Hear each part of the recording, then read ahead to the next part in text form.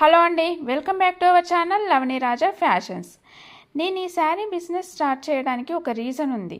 నాకు ప్రాఫిట్ కావాలని కాదు, నా కస్టమర్స్కి ఇది యూజ్ అవుతుందా, వాళ్ళు హ్యాపీగా ఫీల్ అవుతున్నారా అనే థాట్తో ఈ జర్నీ స్టార్ట్ అయింది. చాలా కష్టపడి చాలా టైం స్పెండ్ చేసి జెన్యూన్ మ్యానుఫ్యాక్చరర్స్ దగ్గర నుండి తీసుకొని మీకు హోల్సేల్ ప్రైస్లో అందిస్తున్నాను.